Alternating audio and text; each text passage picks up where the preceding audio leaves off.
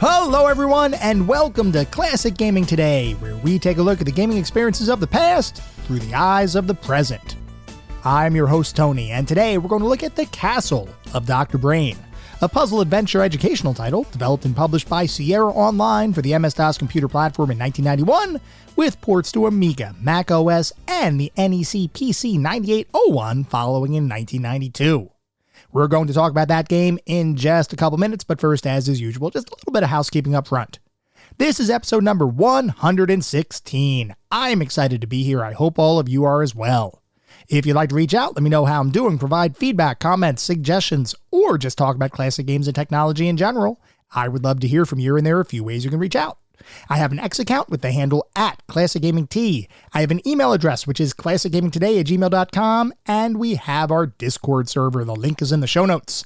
Discord is the best way to get in touch with me and the rest of the community around this podcast. We have a ton of fun out on Discord. We do weekly gaming challenges, monthly gaming challenges, prizes, rewards, discussions. It's all out there. I highly encourage you all to check it out.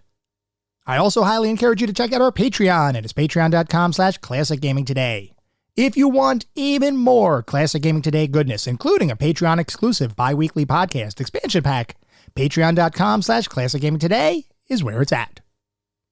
I'd also like to give a shout out to our Pantheon patrons. They are ISO, Rich Senewald, David Morton, Sam Twardowski, Sean Oliver, and Maximus Marshall, Steve Novoselic, Wendell Jr., and Marek. Thank you guys for supporting the show. Thank you all for supporting the show. Whether you contribute monetarily or simply listen on a regular basis, I truly do appreciate all of the support. For anyone who may be new, welcome. I'd like to take a brief moment to go over the anatomy of an episode because, for the most part, all of our episodes follow a very similar format and structure. We will always start by talking about the history of the game in question, the historical context, how was the game made, why was the game made, and then we move into a pseudo-review kind of section. And I say pseudo-review because it's not like we assign a numerical ranking or star counts or anything like that, but we do talk about every single game from several different perspectives. We take a look at the graphics, how does the game look, the sound and music, how does the game sound, the narrative and or story, if the game has one, playability and controls, and overall feel. What does it feel like to play the game today versus when it was released 20, 30, maybe even 40 plus years ago? We do all of that to reach a verdict as far as how well the game holds up today. And to do that, we assign each game to one of several categories. At the very top of our list is the Pantheon of Classic Gaming. If a game reaches the Pantheon, you know it is that darn good. It is a certifiable classic. You should go out of your way to play those games today. Just beyond the Pantheon are our golden oldies. These are still really good games. I still highly recommend you play them, especially if you enjoy the genre in which the game exists. You should have a good time. They're not quite Pantheon level, but they're still really worthwhile experiences, and I still highly encourage you all to play them today. Beyond the golden oldies, we reach our mediocre mentions. This is where we start getting into the realm of games that I cannot recommend to the broad game-playing population. They might have aged a little bit, might have had a couple of issues to begin with. You may still have a good time, especially if you enjoy the genre in which the game lives. By all means, give it a go. But I can't recommend these games to the broader population. And then beyond the mediocre mentions, we reach the footnotes. These are the games that are best left in the annals of history. I have played them, so you don't have to. I cannot recommend anyone play these titles today. They have either aged incredibly poorly, or they may not have been all that great to begin with. With that out of the way, we're going to start talking about the game of the day. That is, The Castle of Dr. Brain.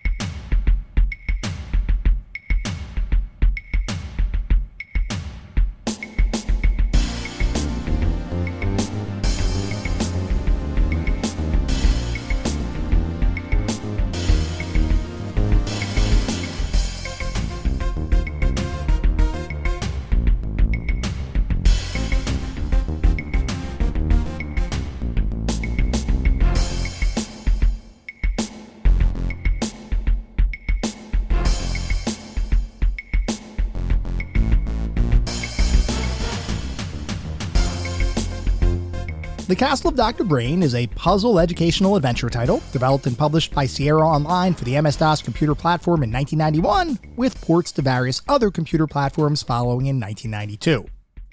Before we can talk about the Castle of Dr. Brain, we need to take a step back to talk about the game's creator, Corey Cole, and by extension, computer and video game juggernaut Sierra Online, the company that would become incredibly well known for delivering hardcore adventure games throughout the 80s and 90s, after having first introduced gamers around the world to the concept of the graphical adventure game in general, with the release of Roberta and Ken Williams' Mystery House in 1980.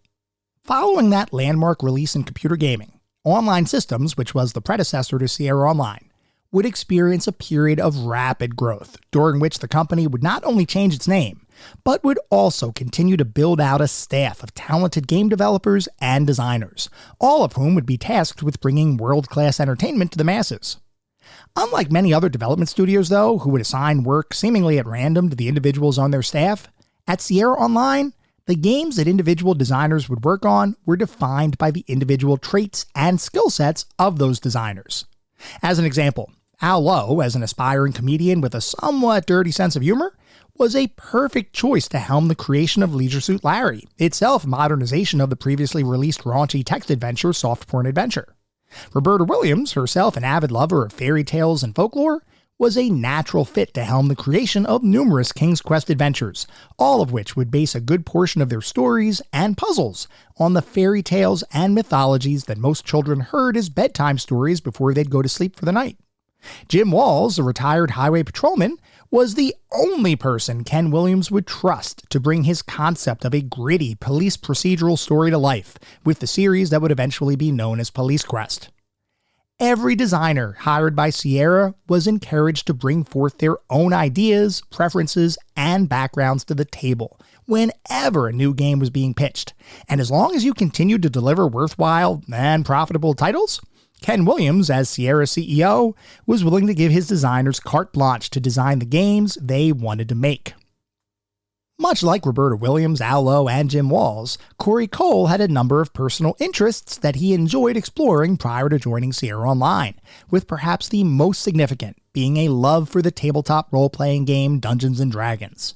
In fact, Corey Cole was such an avid D&D player that he would routinely run his own tabletop campaigns, and would even end up selling one of his campaigns to a publishing company to be sold as an add-on for the base D&D game, a clear indicator that Corey Cole was a talented game designer, even if his design focus had solely been in the tabletop arena up to this point.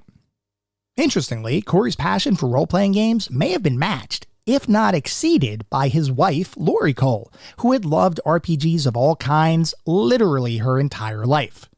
In fact, both Corey and Lori Cole had such a devout shared interest in RPGs in general that in the mid-80s, the duo would begin publishing a role-playing game newsletter entitled The Spellbook, and would, over time, develop their very own rule system for a full-fledged tabletop role-playing game, basing a number of campaigns over the years on that custom RPG framework.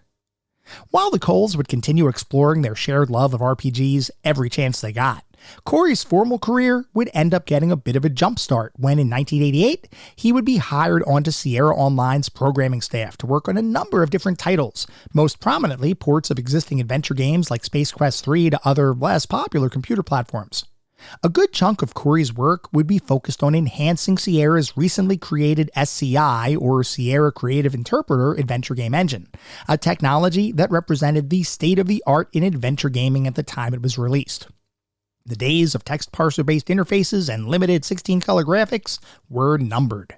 With the SCI engine, games could now include stunning 256-color visuals, fully mouse-driven interfaces, and a number of other capabilities that several years prior would have been considered the realm of fantasy.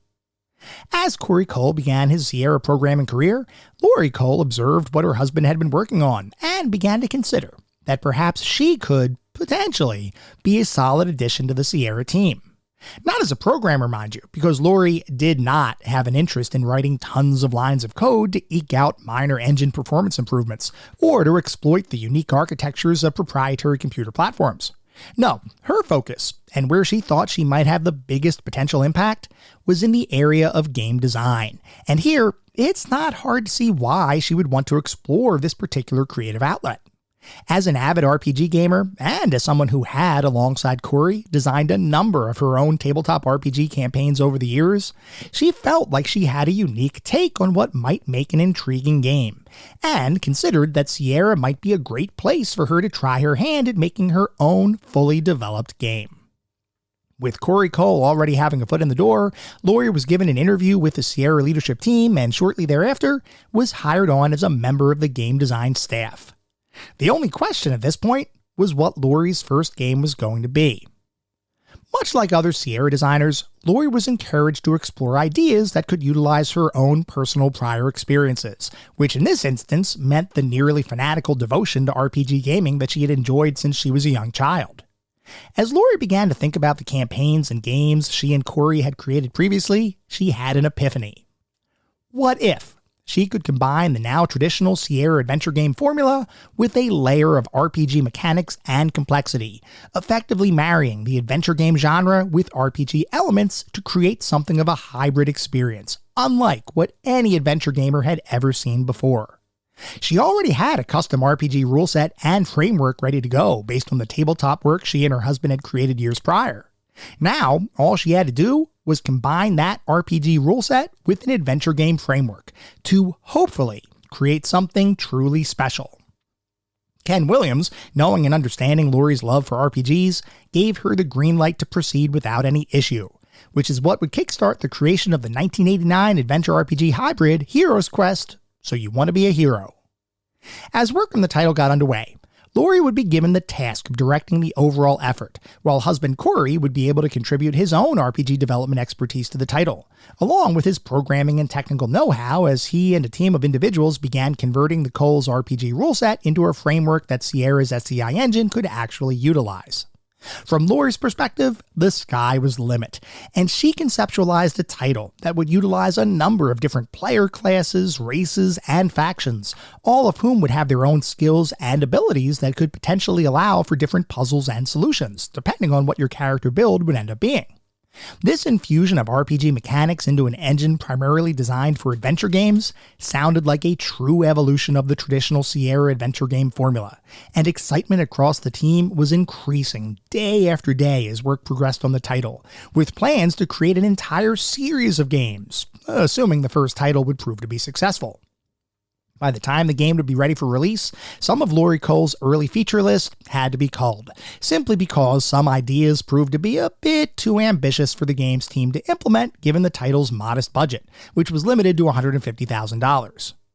These budgetary and feature restrictions did not deter the team at all, though, and work would proceed on the title until finally, in 1989, the very first Hero's Quest game would be released for the MS-DOS computer platform, with a number of ports following shortly thereafter. With the game's release, there was a general feeling of both excitement and a bit of anxiousness across the team, and in particular, Lori and Corey Cole were both a bit nervous as to how well the game would be received by the general gaming population. By this point in history, the Sierra adventure game formula was very well understood by a large portion of the computer gaming population, and introducing RPG mechanics into that formula could either be viewed as a genius idea or potentially a horrible mistake. The only question was, which of those two outcomes would Hero's Quest end up being? If you guessed genius idea, you'd have been right, as Hero's Quest would become both critically and commercially successful, with many publications declaring the game to be a landmark release in computer gaming, a true hybrid of the adventure and RPG gaming genres into a hybrid that was expertly crafted, incredibly well designed, and above all, exceedingly fun for anyone who had even a passing interest in adventure or role-playing games. Hero's Quest would end up becoming one of Sierra's top-selling titles shortly after its release, with 130,000 copies sold in its first year of release, with another couple 100,000 copies following in later years. Over time, its acclaim would continue to grow, with many critics and players alike declaring Hero's Quest to be one of the best adventure games ever created. It was, by all accounts, yet another major success for Sierra, not to mention a huge feather in the caps of Lori and Corey Cole, the husband and wife duo who had effectively brought the game to life. Now, the curious amongst you might be wondering where the Quest for Glory series comes into the discussion, as Quest for Glory is undoubtedly the Coles' most widely known and critically acclaimed success. Well, the fact is that Quest for Glory is, in fact, Hero's Quest. It turns out that board game manufacturer Milton Bradley had released a game called Hero Quest right around the same time as the Coles Hero Quest game was entering the market, and rather than face a potentially contentious legal battle between Sierra and Milton Bradley, Sierra leadership decided to change the name of their game.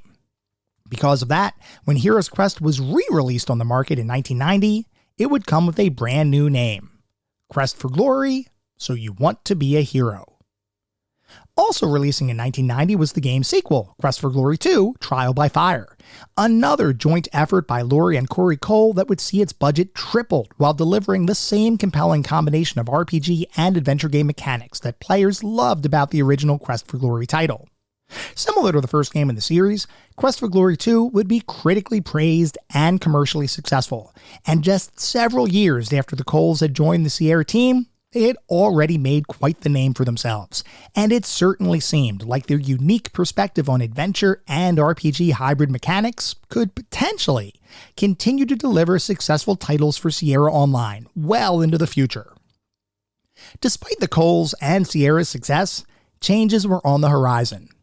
The company's CEO, Ken Williams, other than being a genius programmer and staunch supporter of his company's design team, was also a shrewd businessman who had built Sierra Online from a two-person husband and wife company into a true industry behemoth with millions of dollars in annual sales and a rapidly expanding fan base who anxiously awaited news of any future Sierra releases. And as the calendars flipped to 1991, a new, potentially lucrative market was firmly on Ken Williams' radar, the educational entertainment, or edutainment, genre. Sierra wasn't a stranger to designing games for younger players, and in fact, some of their earliest efforts utilized Disney licenses to deliver games aimed at providing young children with worthwhile computer gaming experiences. While the quality and critical success of those early edutainment efforts were a bit of a mixed bag, Sierra did put a fair amount of focus and effort behind those titles, with such luminaries as Roberta Williams and Al Lowe both working on various Disney licensed properties in the earlier years of Sierra Online's existence. Despite the pedigree of those early edutainment titles, none of them would end up being big sellers for the company, which you might assume would mean that there wasn't much interest in the edutainment genre in general. Though here, you would be wrong, as the number of edutainment titles rapidly expanded throughout the 80s and into the early 90s, with some releases like Where in the World is Carmen Sandiego becoming one of the top-selling computer games ever, at least as of the late 80s.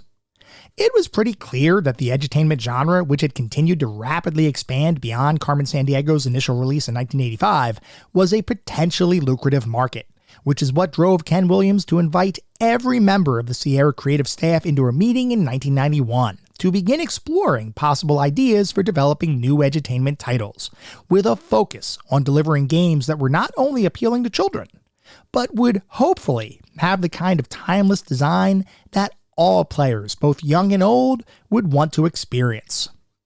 Williams himself had given this concept some thought, and even had come up with his own idea for a potential Sierra edutainment title, which he called Mathemagical Mansion, which he envisioned as being a game focused on solving a variety of math problems, with the successful completion of those problems allowing players to explore deeper and deeper into the titular mansion's rooms, hallways, and hidden secrets. Right after explaining his vision for Sierra's edutainment future, and after going through his exemplar game concept, Williams asked the team to go off and begin brainstorming their own ideas for future edutainment titles. As luck would have it, there were no Quest for Glory titles planned for development in 1991, which meant that both Lori and Corey Cole had some free time to think about Ken Williams' request, both of whom would begin to conceptualize their own edutainment titles that they would end up pitching to Williams in the hopes of getting funded. One of those ideas, which was Lori's brainchild, was a successor to Sierra's prior Roberta Williams-designed children's title, Mixed Up Mother Goose, which Lori envisioned as a kinder, gentler, more kid-friendly version of the typical Sierra Quest-type adventure. That idea would be greenlit by Ken Williams and would eventually make its way to market as Mixed Up Fairy Tales, the first game that Laurie Cole would end up designing outside of her Quest for Glory series.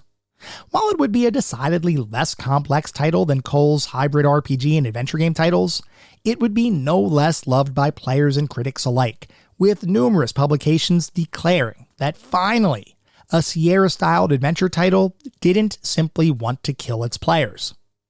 While Laurie Cole was coming up with ideas for her Mixed Up Fairy Tales game, Corey Cole was in the process of coming up with his own idea for a future edutainment title. And in fact, right after the initial meeting between the creative staff and Ken Williams had ended, Corey already knew what game he was going to propose for potential funding.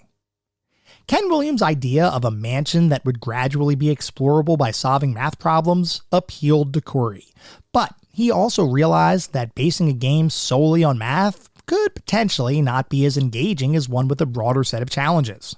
When Cole was younger, he had enjoyed puzzle books of all kinds, and was enamored by the variety of puzzles that were often included in those books. Thinking that a game based only on math might be limiting, Cole would instead begin to conceptualize a title where the entire experience would utilize a bunch of different puzzle types in order to keep players engaged. That concept included math problems, sure, but it also included puzzles based on science, technology, computer programming, logic, and a number of other domains that Corey believed would be appealing to younger gamers. Those puzzles would be organized to allow players to progress through a large mansion-like home, similar to Ken Williams' original game concept. But instead of simply exploring for the sake of exploring, Corey came up with an idea where your progress through the mansion would be tied to you seeking a job with the mansion's owner, a scientific genius named Dr. Brain. All of the puzzles in the game would effectively be your job application. If you were smart enough to solve those puzzles, then you'd be smart enough to become Dr. Brain's assistant, and his open job position would be yours. Cole packaged together a set of puzzles, a rough interface, and the general story concept into a brief demo and brought it to Ken Williams for review and hopefully approval. Cole was hoping that showing Williams a game that was effectively a derivation of his own idea would appeal to the Sierra CEO, and it turns out Cole's hopes were rewarded with an instantaneous green light to proceed with production on the new title. And with that green light, work on the game that would eventually come to be known as the Castle of Dr. Brain officially got underway. As Cole sat down to begin designing the title, he faced a bit of an unfamiliar situation. This new game was entirely his to direct, to design, and to create, a position that he had never had the opportunity to experience before. His prior work had either been programming-centric, in which case it didn't matter what game he was working on as long as his code worked, or had been a collaborative effort with his wife and natural storyteller Laurie Cole. Those collaborative efforts, Quest for Glory 1 and 2, were largely Laurie's design, and while Corey would contribute various ideas to the titles, it was really Laurie who was responsible for the overall creation of those games. With Dr. Brain, Corey would be the one in charge of creating the game, and while the prospect was exciting, it wasn't without some anxiety, as he had to figure out how to make his game stand out amongst the other edutainment titles being created by Sierra, while also making the game appeal to a broad range of players. His first order of business was to figure out what puzzles to include in the game, as like we talked about, the game was, for all intents and purposes, a collection of puzzles that players would be able to be tasked with solving over the course of their gameplay experience. Here, Corey started by going with what he knew, that being the traditional puzzle types that he had been familiar with from puzzle books of his youth. The only issue was, as he began to convert some of those puzzles into a digital format, he realized that a good portion of them were simply not all that engaging. They may have been fun to solve in a book, but on a computer screen, they just didn't have that same allure. So, Cole went off to begin designing his own custom puzzles for the game, with the end result being a handful of traditional puzzle types like the obligatory sliding picture puzzle and the mathematical magic square, chosen to pay homage to Ken Williams' original mathematical mansion concept, while also including a significant number of unique Corey Cole-created puzzles that could only have truly been accomplished using the digital technology that computer games provided. These would include puzzles exploring how to create electric circuits, how to program a robotic arm using real-world-like pseudocode, a trip through the cosmos and some of its most famous constellations, and a number of different challenges focused on both following directions and managing time effectively, just to name a few. Across the entirety of the game, 24 different puzzles would end up being included, and of those, over half were entirely unique creations by Corey Cole, a testament to the ingenuity and effort he was applying to what was effectively his first time designing a full-fledged game himself. Beyond the design of the puzzles, Corey also needed to figure out how to make the game appeal to as broad of a player base as possible. He knew he needed to make the game appealing to children, as that was ostensibly the main goal of creating an edutainment title in the first place, but he also wanted to create an experience that could be challenging to older gamers as well, including adults. To accomplish that, Corey would design the game using multiple difficulty settings, with different puzzles increasing in complexity as the difficulty level increased. Puzzles that were solvable by 8 to 10-year-olds on easier difficulty settings might become real head-scratchers for adults if set to the highest difficulty level. And while I'll provide my own opinion as to how well Cole accomplished his goal, suffice it to say that there is a pretty wide gap between the easiest and hardest difficulty levels included in the game. Corey also wanted the game to take advantage of Sierra's newer SCI engine, a technology that he had first-hand experience with, which meant that he wanted the game to feature highly detailed scenes with 256 colors, a ton of different interactive environments and hotspots, and, in what would be a rarity for Sierra adventures, a first-person perspective that eschewed the traditional third-person gameplay that Sierra had standardized on for almost 10 years. All of these different game elements, from the technical advancements to the perspective shift to the diverse and unique puzzle design, would eventually coalesce into an integrated product, and the Castle of Dr. Brain would be released in late 1991 for gamers everywhere to enjoy. Upon its release, players and critics alike would be enthralled by the game's design and puzzle variety, with some publications declaring that Dr. Brain might just convert puzzle haters into puzzle lovers, and others claiming that the Castle of Dr. Brain might be the best combination of puzzles to ever be released in a computer game. Players, meanwhile, would end up loving the experience, and more than a few players would be well past the game's intended younger demographic when they purchased the title and brought it home, finding a challenging, well-designed experience that appealed to younger and older gamers alike. The Castle of Dr. Brain would end up selling incredibly well, with over 250,000 copies sold, which was the equivalent of one of Sierra's flagship Quest releases, albeit with a very different design, and with a very different targeted audience. As one of the first games in Sierra's newly launched edutainment-focused Discovery series, the Castle of Dr. Brain would set a high bar. So high, in fact, that it would never be equaled by any other Discover series release to follow. With such a success, you might assume that a sequel would be a foregone conclusion, and here you would be right, as Ken Williams would immediately greenlight a Dr. Brain sequel, and Corey Cole, for his part, was excited to continue working on the series. Unfortunately, Sierra leadership had other thoughts in mind, as they wanted to instead leverage Corey's technical expertise to port the SCI engine to the Sega Genesis console, rather than allowing him to continue designing his own games. For what it's worth, he was given the opportunity to direct Dr. Brain 2, but to do so, he would have had to work on it in its free time in the evenings and weekends, and would have been ineligible for any form of royalty payments should the game sell well, a compensation package that Corey ended up turning down for obvious reasons. Instead, the Dr. Brain sequel, entitled The Island of Dr. Brain, would be directed by Patrick Bridgman, a technical writer whose experience up to this point was primarily focused on writing the manuals and hint books for various Sierra titles. The Island of Dr. Brain would be his first, and seemingly only, game for which he is credited as the designer. And while The Island of Dr. Brain was not quite as warmly received as The Castle of Dr. Brain, it was still, for all intents and purposes, a quality edutainment puzzle experience. The Island of Dr. Brain would end up being the last Dr. Brain title created entirely by Sierra staff, with subsequent entries developed either by recently purchased edutainment company Brightstar Technology, like The Lost Mind of Dr. Brain and The Time Warp of Dr. Brain, or through a licensing agreement between the company Knowledge Adventure and Sierra. While these later Dr. Brain entries would not be as well received as the Sierra-created original titles, they still served to keep the Dr. Brain series alive throughout the later 90s.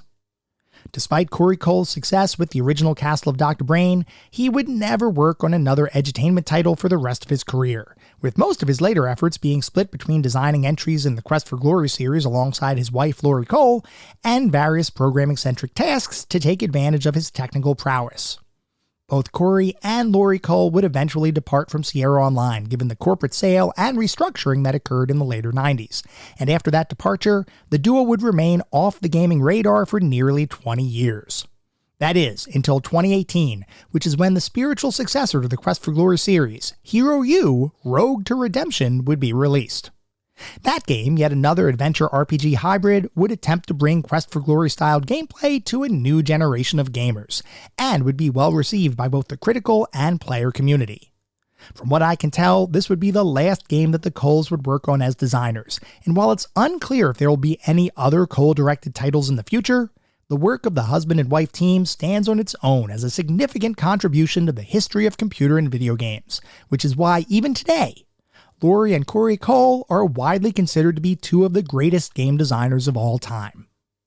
The Dr. Brain series, by contrast, would not have quite as much of a legacy, as despite its early success and the fact that there were 8 different games in the series, none of those later titles were nearly as well respected or beloved as the original. With the Castle of Dr. Brain, Corey Cole struck gold, combining his love of puzzles with a unique and ingenious set of custom-designed challenges that made an impression on nearly everyone who played them, young and old alike. While it's unclear if we'll ever get a new Dr. Brain title, the fact remains that the Castle of Dr. Brain was an incredibly important release for Sierra Online, as well as being a landmark title in the burgeoning edutainment genre of the 90s. It may not be as widely recognized today, but that in no way diminishes its overall quality. And for many gamers of the 90s, the Castle of Dr. Brain delivered a high-quality, engaging puzzle experience that not many titles could match. And because of the quality of that experience, the Castle of Dr. Brain will likely remain a title that those players will continue to remember fondly for years to come.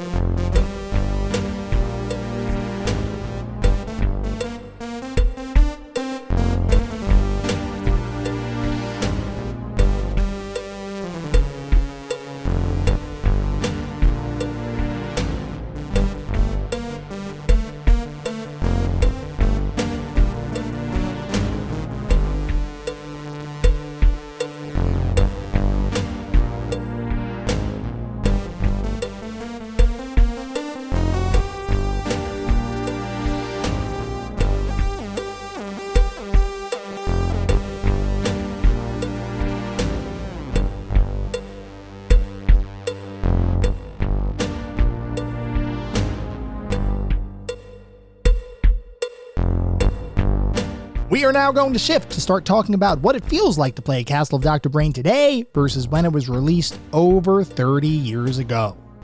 So the Castle of Dr. Brain was marketed as an edutainment title and was targeted at children around 10 to 12 years old as a means of giving them a puzzle experience that was designed to tax their still developing brains. I mention this to say that the game, while targeted at a younger demographic and marketed as edutainment, is surprisingly well crafted and remains engaging even for adults, because at the end of the day, the puzzles that make up the content in the game are universal. There's nothing particularly childlike about any of the puzzles, and while the artwork is cartoony, there's nothing here that really screams, this is a children's title. And in fact, as we'll discover through our discussion, there's actually a lot to like here, even as a 40-plus-year-old podcaster. So let's talk about Castle of Dr. Brain.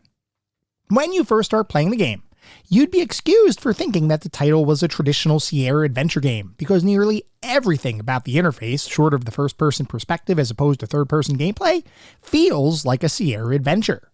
You have your typical look and use icons represented by an eye and hand respectively. You have an inventory bag, and you have an options menu, along with several other supporting functions that serve limited purpose in this particular game, including the ability to get a description of the room you're in, as well as a help icon that allows you to receive help information about the various other icons in the Sierra interface bar. The thing is, though, while Castle of Dr. Brain might look like a traditional Sierra adventure game, in reality, it is decidedly different. The primary way Dr. Brain separates itself from other Sierra adventures is the fact that the entire game is effectively a framework for presenting a series of knowledge and logic-based puzzles for you to solve, with every screen in the game world presenting a first-person perspective into the titular Dr. Brain's castle. The cool thing here is that you can examine all of the different features of the environment, just like you would in a normal adventure game, and you can get some descriptive flavor text about those hotspots when you examine them. Ultimately, most of the environmental interaction here is fairly limited, and any information you get is mostly just to set the mood or introduce some humor, as opposed to giving you helpful hints about how to proceed. Still, I appreciate that the core Sierra adventure framework is still here, at least in spirit, and despite the fact that the game has very few of the common adventure game staples like dialogue, complex inventory-based puzzles, or a strong narrative, I still could see the argument for calling this an adventure-light experience, because there's definitely some adventure game elements at play here. What Castle of Dr. Brain is really all about, though, are the puzzles, and everything else in the game, from the environments to the flavor text, are all effectively backdrops to the puzzles that pervade the entire experience. Unlike many puzzle games, Castle of Dr. Brain is not based around the concept of levels with the same type of puzzle that you need to solve, albeit with increased difficulty the further you get into the experience. Instead, Castle of Dr. Brain is based around the concept of puzzle breadth rather than puzzle depth, meaning the game is designed to present you with a variety of different puzzles, very few of which are alike. These puzzles run the gamut from logic-based pursuits to traditional word-based games, to math, to deductive reasoning, to even real-world knowledge. Across the entirety of the game, you'll encounter around 30-ish different puzzles, each of which are set against the backdrop of Dr. Brain's castle, which you'll progress through as you solve more and more of those puzzles. Because of the diversity at play here, and because I have some pretty specific thoughts about some of the puzzles included in the game, I thought it might be beneficial to talk through every puzzle type that you'll encounter throughout the game. This is not meant to be a walkthrough or spoiler-filled discussion, but rather a critique about what the game got right and what it didn't, at least when it comes to the various puzzles included in the experience. So let's start talking through the Castle of Dr. Brain, and we're going to start at the outside entrance to the castle, where you'll be standing in front of a locked door with no apparent way inside, other than being a normal person and ringing the very obviously placed doorbell. Assuming you do that, you'll kick off a puzzle similar to the classic game Simon, where the game will present a series of actions to take and you need to repeat those actions in sequence, with the overall sequence continuing to expand until eventually you reach the threshold value for the number of correct actions the game is expecting from you. This puzzle, being the first in the game, also introduces you to the game's difficulty levels, which can be accessed from the options menu at the top of the screen. In Castle of Dr. Brain, you can choose between 3 difficulty levels: Novice, Standard, and Expert. And for the purposes of my playthrough, I decided to play the game on Expert, primarily because I do enjoy a challenge, but also because I've played the game enough times over the years that a lower difficulty level would probably have been just a bit too easy. Now, the way difficulty works in this game is the various puzzles you encounter will dynamically shift depending on which difficulty setting you've selected. Perhaps a puzzle will require a greater number of actions to complete at higher difficulty settings. Or maybe a puzzle will be more complex. Or maybe a piece of information or visual aid that would otherwise assist the player is missing from the higher difficulties. For the most part, puzzles are nicely tailored to the difficulty you've selected, though there does appear to be a handful of puzzles whose difficulty doesn't really change regardless of what difficulty you may select. From my perspective, the difficulty here is never distracting, and the game is generous in allowing you to switch difficulty levels at will, even in the middle of a playthrough. There's even a hint system built into the title, where you can use hint coins to gain additional advice or hints about a given puzzle. I appreciated the in-game hint system, and thought that this was a nice way of giving players a helping hand without requiring them to seek out help outside of the game, which in 1991 would have meant calling a hint line, because there was no World Wide Web of pervasive information to speak of back in the early 90s. I only ended up using the hint system once for a puzzle that I'll speak about later, but I still appreciate the fact that the game's designers had the forethought to add this mechanic into the game to help players who might otherwise be stuck. One other note about the difficulty before we continue. I know the game was targeted at children from around 10 to 12 years of age, but I can safely say that on the expert difficulty level, you'll likely face some challenging puzzles, even as a fully grown adult. There weren't any puzzles that had me scratching my head in confusion, though there were some that required a little bit of time to get through, and I enjoyed the fact that the game was engaging for adults as well as its targeted younger demographic. Anyway, I thought the doorway Simon-based puzzle was a nice touch, as it was a good introduction to the game, showing players how to interact with the environment while at the same time presenting a puzzle that will likely be familiar to most people who play the game. Pretty much a perfect first puzzle for a game like this. Moving past the entryway, the first hallway you encounter features 3 different puzzles to complete before you can move on to the next set of puzzles, and you can tackle the puzzles in any order you see fit. One of those puzzles is a fairly traditional sliding tile puzzle, a style of puzzle that is so common in so many adventure and puzzle games that it likely doesn't warrant much additional discussion here. It's a puzzle, it works, and you'll likely know exactly what you need to do as soon as you sit down to try it. The one caveat I'd like to note is the fact that on Expert, the sliding puzzle involves a fairly complex set of image pieces that you need to sequence in order to beat it. And if anyone doesn't have a boxed copy of Castle of Dr. Brain lying around, you might have some difficulty figuring out what goes where. Spending a hint coin will allow you to look at what the final image is supposed to be, which is the same imagery on the front of the game's box. But if you don't have a box in front of you, and you don't feel like using a hint coin, this puzzle becomes decidedly more challenging, at least on Expert mode. The next puzzle on this floor is a magic square puzzle, where the horizontal rows, vertical columns, and diagonals of an X by X grid need to be populated by a series of numbers such that each row, column, and diagonal, when added up, equals the same number.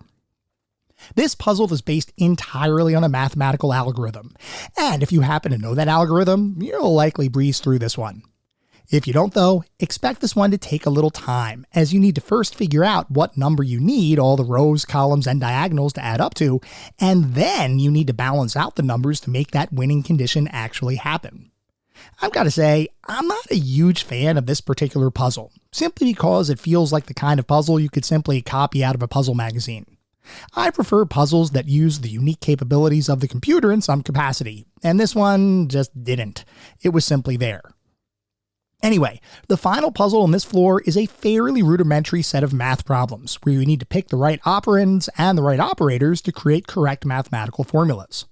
This one, even on the hardest difficulty setting, was kind of fun, and was a nice recovery puzzle after the sliding puzzle and the magic square, both of which can take more time than you might expect to solve. I appreciated the slight reprieve with this one. Something I didn't mention is that as you beat each puzzle on this floor, the game tells you a random word, which at this point you won't necessarily know what to do with. Well, it turns out that the words you receive for solving the puzzles is a code for the door to the next area. The trick here is that the words need to be translated into a series of symbols, the collection of which can only be found in the game's manual. Of course, today, all you need to do is look up an online resource to find the code grid that would otherwise exist only in the instruction booklet, but back in the early 90s, this served as a form of simple copy protection. If you didn't have the instruction book handy, the assumption was you pirated the game. And if you pirated the game, you wouldn't have the necessary code translation grid, which meant that your Dr. Brain experience has just come to an end, because it'd be next to impossible to guess the code combinations without simply brute forcing the code, and that brute force would have taken an excessive amount of time. Assuming you do have a copy of the game manual, or you're playing the game in the 21st century, you should have no issue completing this puzzle, which will let you be able to enter the next room, which contains a large clock and a number of different devices making noise that you ultimately need to figure out how to make quiet. Solving this one involves doing some logical deduction, as you'll see a series of buttons on a nearby wall, each of which performs some action while also causing some counteraction to occur. As a hypothetical example, one button might turn off the clock, but also turn on a nearby radio. Another button might turn off the radio, but might turn on an otherwise silent alarm. You need to figure out the right sequence of button presses to make the whole room quiet, which isn't terribly challenging even on Expert. The puzzle itself is well designed, and I enjoyed it, but I wouldn't expect this one to take anyone any appreciable amount of time to solve. Once you quiet the room down, you'll get access to the next puzzle, where you have a timer connected to 2 hourglasses, each of which runs for a specific number of seconds when flipped, and you need to figure out what combination of flips to use in order to have the timer run for a prescribed period of time. This ends up being a fairly traditional brain teaser kind of setup, and I will admit that on Expert, I was stumped for several minutes as I tried to figure out what sequence of flips to use to solve the puzzle. I ended up enjoying this one quite a bit, because the puzzle is totally solvable while still being somewhat challenging, and the way to get to the solution is not exactly obvious at a glance.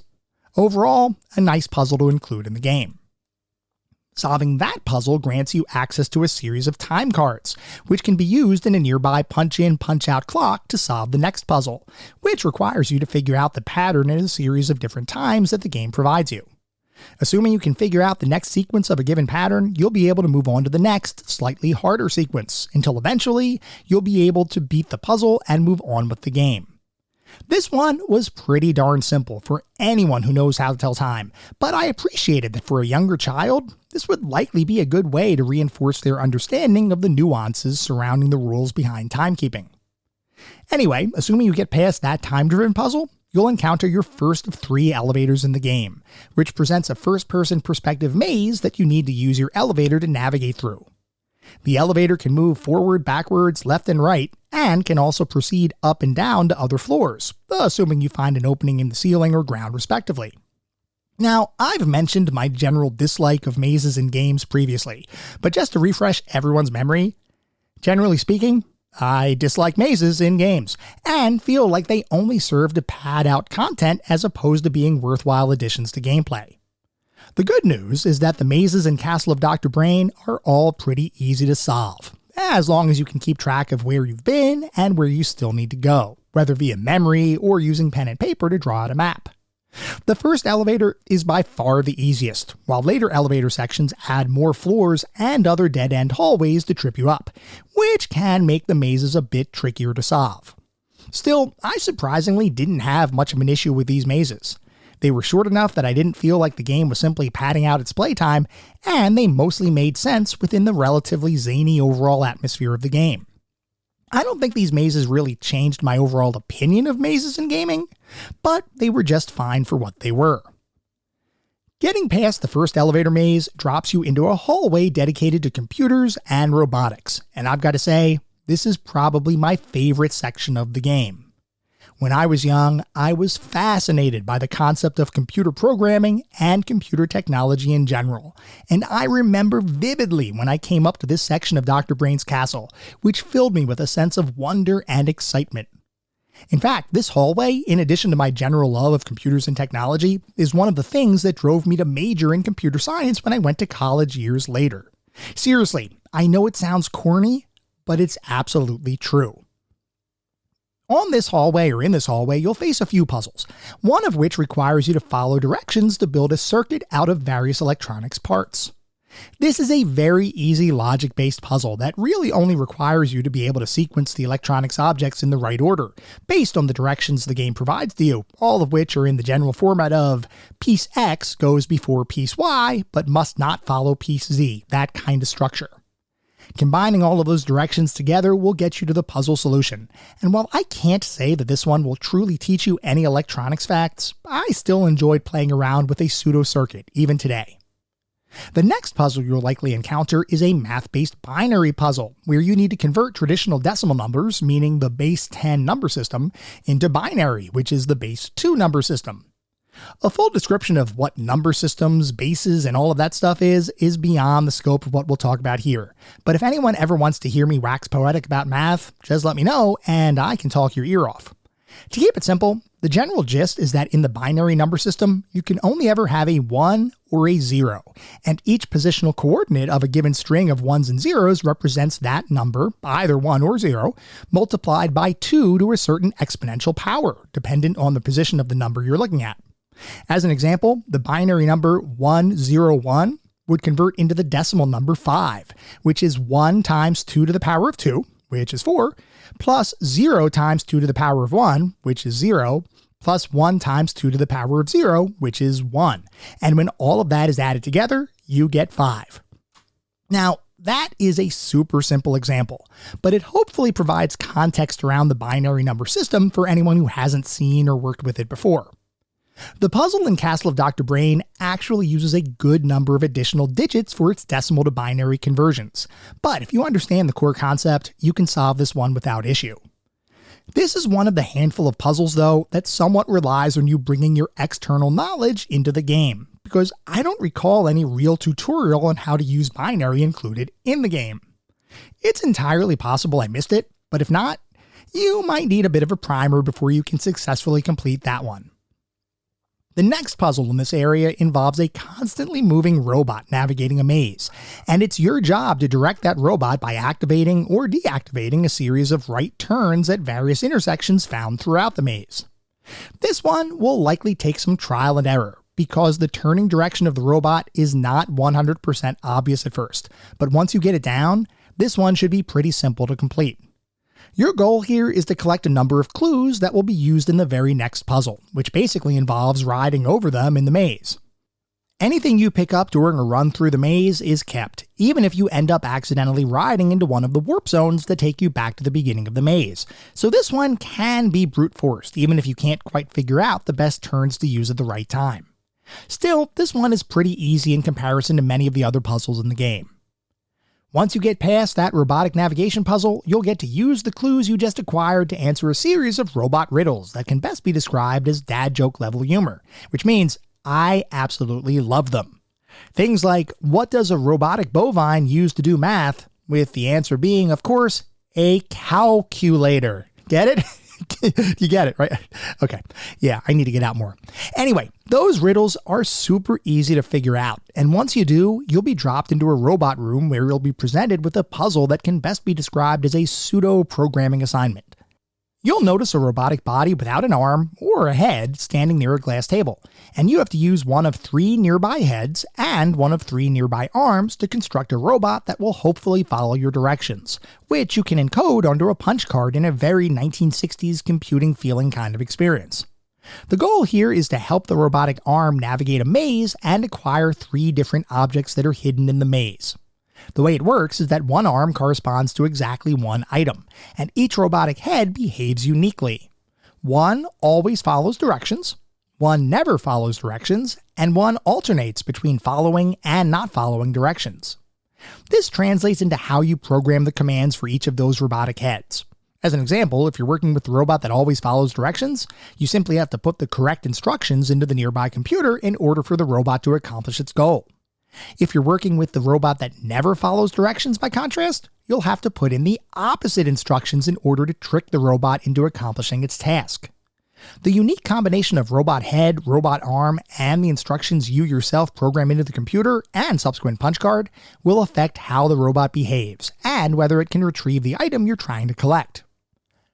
This puzzle is perhaps my favorite puzzle in the entire game, as it has multiple levels of logic embedded within it, while at the same time requiring observation and a degree of deduction in order to construct the right instruction set to get the robot to follow your directions. There are several layers here, and I really enjoyed the intersection of all the different pieces for this one. One minor critique, though, is that the directional instructions you program into the punch card will take a bit of trial and error, simply to understand how much distance each instruction will have the robot move. Once you get that down, though, it should be relatively smooth sailing. Assuming you get past the robotic programming puzzle, you'll reach the second elevator in the game, which is identical to the first, albeit with a bigger and more convoluted maze to navigate, which once again is not really too tricky if you pay attention to your surroundings. Past that elevator maze is the next floor of the castle, which is filled with a bunch of new puzzles, one of which is a traditional word search where you need to find words associated with games and sports. This one, if played without a word list, can take a little bit of time, as words are hidden vertically, horizontally, and diagonally, both backwards and forwards. The word list is in fact included in the game's manual for those who may have it, but I did complete the whole puzzle without referring to that listing. That additional challenge was simply an arbitrary thing I decided to add for my playthrough, and was in no way required. I just kinda didn't feel like grabbing the word list, so I figured I'd just try to push through it myself independently, which, like I said, is possible, but can take a little bit of time. Something to note here is that you may find various people's names in the word search, which is actually a minor Easter egg, as each of the names you find belong to individuals who worked on the game in some capacity. Absolutely unnecessary to complete the game, but I did enjoy the Easter egg styled content, so this one tickled me. Anyway, get past this puzzle and you'll be presented with another word-based puzzle, this one requiring you to put various words you found in the word search in a specific, albeit somewhat arbitrary order in order to spell another word vertically. And the only clue you're given here as far as the ordering of the words is the number of letters a given entry has. This was one of my least favorite puzzles in the game, not because it was difficult, but because it felt like a lot of unnecessary trial and error to arrive at a solution, which from my perspective is counter to the way a good puzzle should be designed. Moving past that one, the next puzzle you'll find is a tangram puzzle, where you have to organize several shapes in order to spell out a special code word. This one is super easy and barely worth the time it takes to solve it, which can likely be measured in seconds, but it was a nice change of pace in comparison to some of the more time-consuming puzzles you've likely been messing around with at this point. Once you solve the tangram puzzle though, you'll find yourself at the most tedious, time-consuming puzzle of the game, that being literally a jigsaw puzzle room, where the room itself is a jigsaw puzzle that you need to reassemble.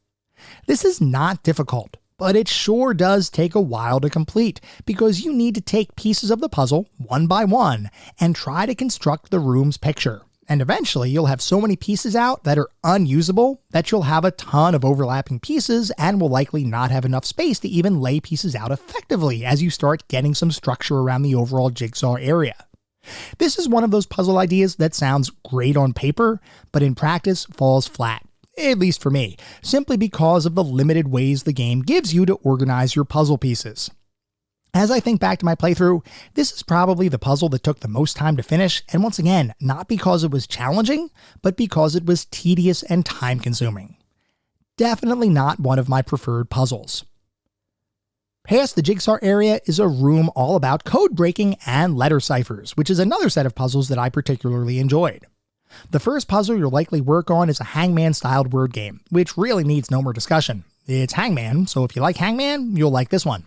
If not, you won't, but at least this one is pretty simple to get past. The next puzzle is based on the classic game Mastermind, where the game has chosen a sequence of symbols as the solution to the puzzle, and you have several guesses to determine what that sequence is. After each guess, the computer will tell you how many symbols are in the right spot, and how many symbols are part of the solution sequence, but not in the right spot, which, if you're looking for a more modern equivalent, is effectively a symbolic version of Wordle. This one can be a bit tricky, because individual symbols can be repeated as many times as the game wants, and since the symbol sequence is presumably random, there's a pretty large number of possible combinations at play here. Definitely solvable, but I could see people getting a bit stuck on this one if you get a particularly nasty set of random symbols as the solution. The next puzzle is my favorite one from this section, which is a letter substitution-based cipher, where you can use a couple of items you've likely picked up, that being a letter counter and a letter frequency chart, to help you determine how to unscramble a code by substituting one letter for another. I have always enjoyed this kind of puzzle, even from a very early age, so I really like this one. Assuming you get past that puzzle, you'll face the third and final elevator maze in the game, which is the most complex out of all of them. Even this one, though, isn't too bad to solve, but it is definitely much trickier to navigate than the prior two.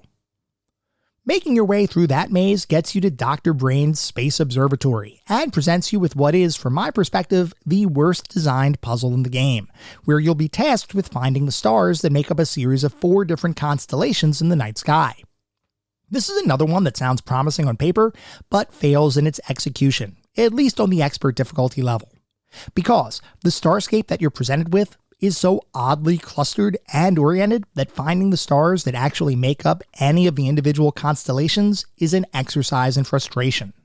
Surprisingly, I actually solved the first 2 constellations independently, as well as the 4th one, but the 3rd constellation was the one and only time I used a hint coin throughout the entire game, because I felt like I had tried every combination of stars to possibly outline the constellation, much to no avail.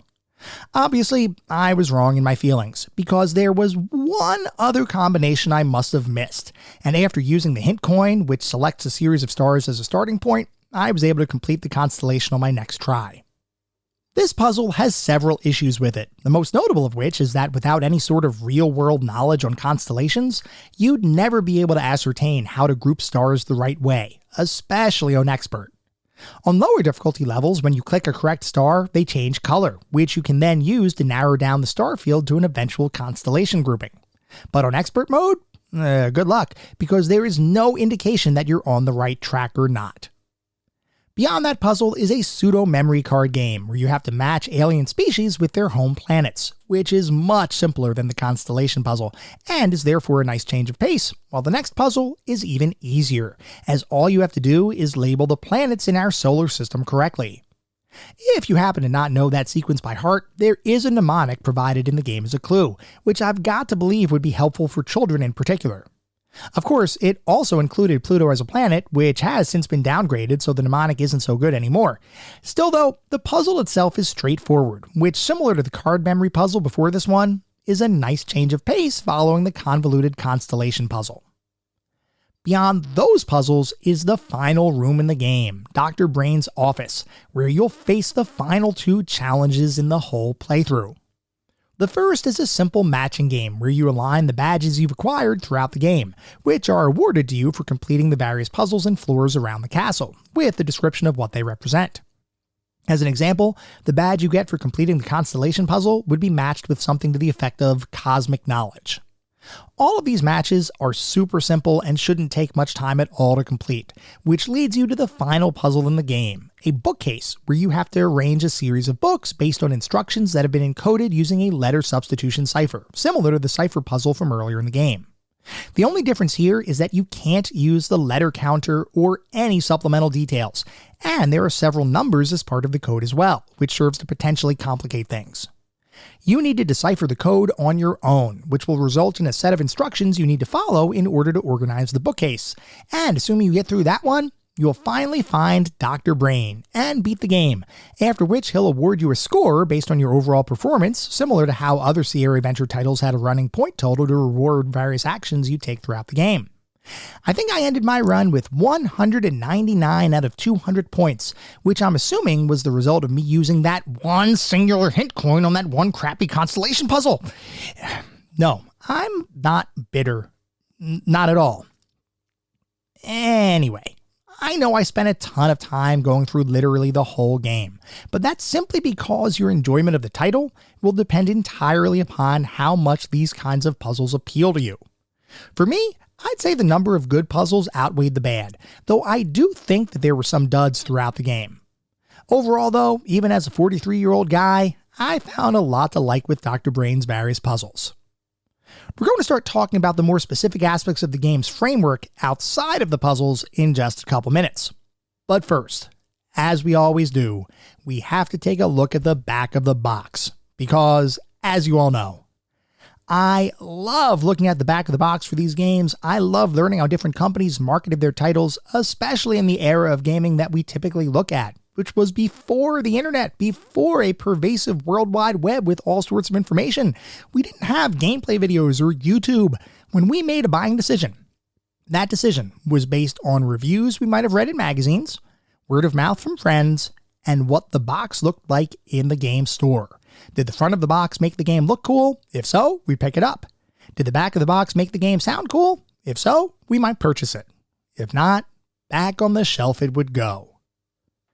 So, for the Castle of Dr. Brain for the MS-DOS computer platform, the back of the box says, reminder, renew ad in paper this Sunday. Things to do: milk, bread, plutonium, frozen pizza, new lab assistant. Check Castle systems. Make sure 3D maze, word puzzles, jigsaw room, robots, etc. are properly mind-twisting.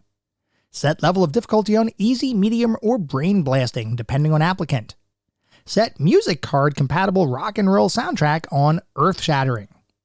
Queue up 3D animation, hand-painted digitized graphics, and hide. Don't forget, for ages 12 to adult. And then there are some extra things. So I gotta paint the picture for the back of this box because it is amazing, legitimately amazing. There is a notepad on the back of the box, and the notepad has this reminder to-do list that's handwritten, or apparently handwritten. And then there are a bunch of other elements on the back of the box. There's one that is kind of like a pull off pad kind of paper thing where it has another list that says, remember to observe applicant as he or she builds and programs robots, experiments with time, deciphers secret codes, breaks into safe, reacts to bad puns, solves riddles, and maps the galaxy. And then there is another little clip that looks like a job advertisement in a newspaper that says employment opportunities, lab assistant. Are you the most creative person you know?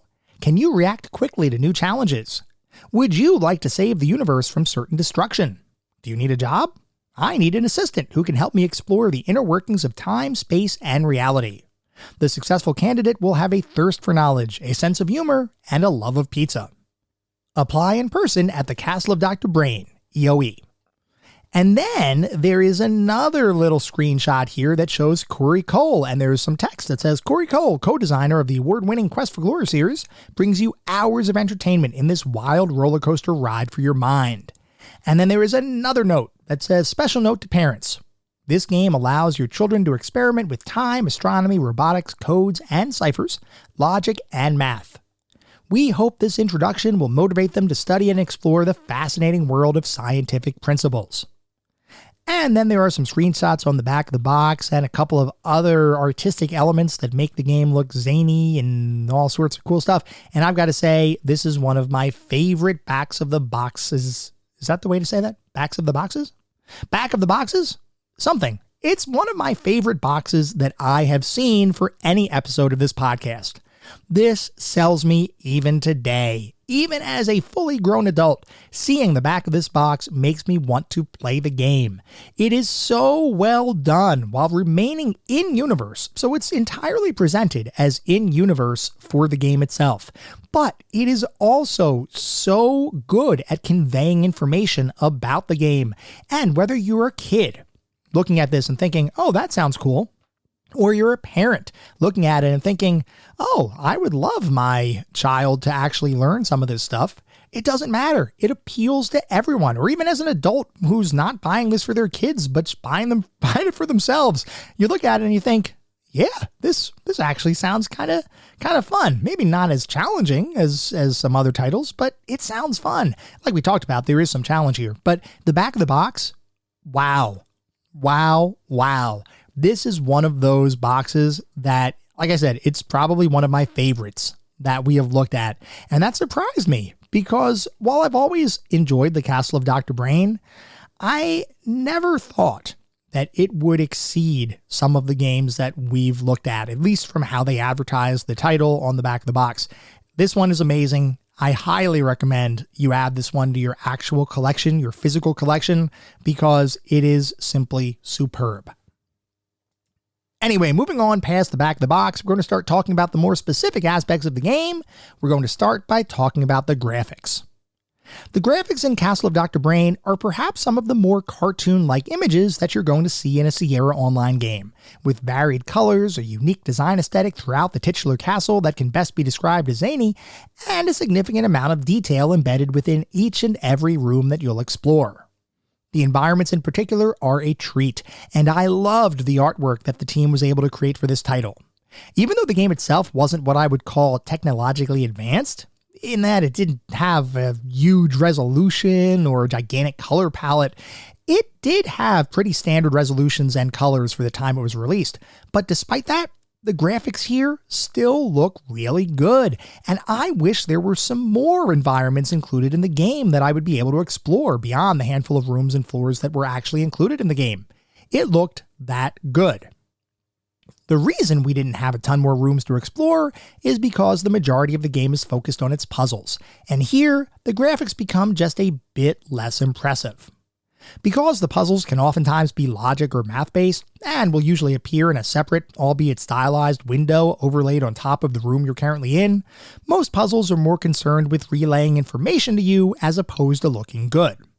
Now, I'm not saying the puzzles look bad by any stretch of the imagination.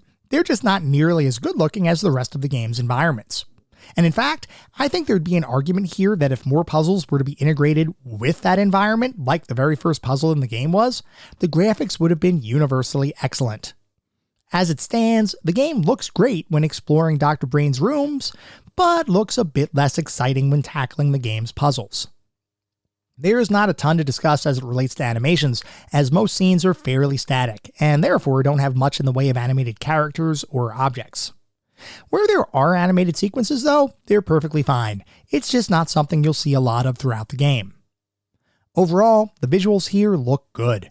I just wish there were more environments to explore, because the ones that are here looked great. Moving on to the sound and music, the music here is pretty darn good, with a set of tracks that are easy to listen to and are technically well composed. If I were to levy one critique against the music though, it's that it almost sounds a bit too foreboding for what I believe the game's intended atmosphere is. I remember playing through this as a kid, and I recall feeling a sense of unease as I explored Dr. Brain's castle. Was Dr. Brain a good guy I was trying to befriend, as the game's manual would have me believe? Or was there something more sinister at play here, which is what the game's audio made me feel? I'll let you all decide on your own for that one. But suffice it to say, the game's music is good if listened to in isolation, but I'm not sure the audio is 100% effective in conveying the atmosphere of the title. Unless, of course, that atmosphere was supposed to be foreboding, in which case, that's kind of an odd choice for what is ultimately a children's edutainment title. Either way, I enjoyed the music, though beyond that music and a handful of fairly standard sound effects, there's not much in the way of additional audio elements to discuss. The game sounds good for what it is, and certainly sounds better than the majority of purely puzzle-based experiences that represent its competition. Moving on to the narrative and story, as a predominantly puzzle-oriented game, you might not expect there to be a ton of story here, and in fact you would be right, as there's very little narrative included internal to the game itself. If you dive a bit deeper though, you'll realize that there is a bit of a story here, most of which is included in the game's manual. Apparently, Dr. Brain has placed a help-wanted ad in a local newspaper, seeking a lab assistant to join him as he attempts to create amazing new inventions and ultimately save the world. You see this ad and consider, this might not be such a bad gig, so you set off to visit Dr. Brain's castle to participate in a job interview. Unbeknownst to you, however, Dr. Brain is not a traditional employer, and his interview process is a bit unique. Rather than sit down and talk about yourself and past accomplishments, Dr. Brain wants you to prove your cleverness and ingenuity by solving a bunch of puzzles that he's designed throughout his castle. And if you manage to solve them all, you might just get the opportunity to become Dr. Brain's lab assistant. If not, better pack your bags, because only the best and the brightest need apply here. Look, I know the story is mostly hidden, but I've got to say, I kind of enjoyed it, probably more than I should have. I know the idea of an extended job interview that requires puzzle solving while exploring a Gothic castle is a bit far-fetched, but the general over-the-top nature of the situation meshes really well with the game's visual design, which, like I mentioned earlier, was mostly cartoon-like and a bit zanier than most Sierra titles. I don't have any complaints here. The story is minimal, but what is here works, and I appreciated its inclusion. Moving on to the playability and controls, we already talked through literally every puzzle in the game, which covers the majority of the experience playing the title, so we're not going to rehash all of that here. What I do want to call attention to, though, are some overarching observations for areas that I thought worked and didn't work within the game. First, though, I should mention that the general control scheme at play here, which is primarily mouse-driven, works perfectly, with responsive controls while both navigating Dr. Brain's castle, as well as interacting with and solving the game's puzzles. The mouse cursor feels like a natural extension of your own hands, which for a game that requires a ton of puzzle interaction, is very helpful in bridging the gap between the game and your own cognitive abilities. Beyond the controls, I have to commend the game's puzzle diversity, where each and every puzzle is unique and truly does create more of an adventure game feel over simply being a collection of puzzles to be tackled and solved. I loved this aspect of the game, though I do kind of wish there were more environmental puzzles over the traditional, oh, you're in a puzzle now, so you have to use a separate puzzle interface kind of setup that most of the game utilizes. That's a minor critique in the grand scheme of things, but it is something I wished was a tad different. I also need to commend the game on the multiple difficulty levels available for each puzzle, which really makes the game more accessible than a lot of purely puzzle-driven affairs. I'd argue that some of the tuning within those difficulty levels might have needed another pass, but I'm still glad that multiple difficulty settings existed, if only to allow for more potential players to be able to enjoy the game. That being said, I have to levy a minor complaint against the inclusion of certain puzzles that rely on real-world knowledge that didn't, to the best of my knowledge, have any information available in the game to solve. Every puzzle had a description and hints you could get to help you solve them, but I much prefer puzzles that have in-game mechanics to actually teach you the puzzle's rules, rather than relying on a degree of external knowledge, which you may or may not have. This only affects a few puzzles in the game, so it's not a huge deal, but it is something that was noticeable when it occurred. Overall though, this is one well-designed game, and it remains very playable, and even replayable, even today. And from a personal perspective, Castle of Dr. Brain is a title that is 100% nostalgic for me. But even if I divorce myself from that nostalgia, it's simply a good game, and feels fun to explore and enjoy even today. Despite being designed for children, this is one of those titles that will likely appeal to all ages, and if you crank the difficulty up, can even challenge full-grown adults, which is something I did not anticipate when I sat down to replay the game. So what is our verdict on the Castle of Dr. Brain? Well, the Castle of Dr. Brain is fun, engaging, and challenging, and is something I truly believe nearly everyone should try, unless you're completely against the concept of puzzle games in general. For everyone else though, there is a lot to like here, which is why Castle of Dr. Brain has just become the newest member of our pantheon of classic gaming. It's not the deepest puzzle game ever created, nor is it the most challenging. It's not even necessarily the most well-designed edutainment title released to the market. What it is though is a well-thought-out collection of mostly well-designed puzzles that cover a wide variety of styles, designed against the backdrop of a gothic castle and mad scientist narrative that adds just enough personality to make it stand out from the pack, which is why for me, Castle of Dr. Brain absolutely deserves its spot in our pantheon of classic gaming.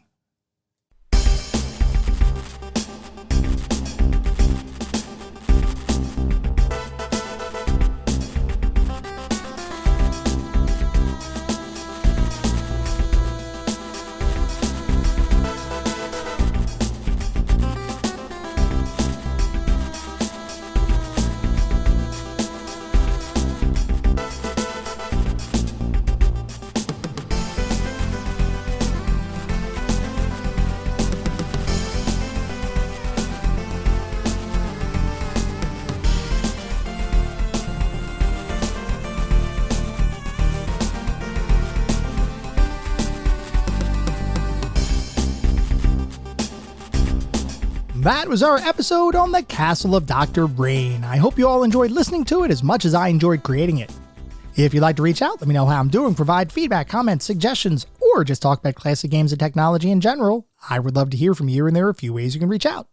I have an X account with the handle @ClassicGamingT. I have an email address, which is classicgamingtoday@gmail.com, and we have our Discord server. The link is in the show notes.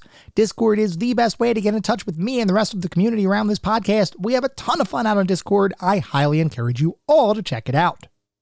I also highly encourage you to check out our Patreon, and it's patreon.com/ClassicGamingToday. If you want even more Classic Gaming Today goodness, including a Patreon exclusive bi-weekly podcast expansion pack, patreon.com/ClassicGamingToday is where it's at. Before we sign off for the week, I do want to mention that our next episode is going to be focused on the fighting title, The Way of the Warrior. So feel free to write in if you have any particularly fond or not so fond memories of that experience. At the same time, I recognize you're likely listening to this podcast on any number of podcast services. And if you would feel so inclined, it would be great if you could leave me a review.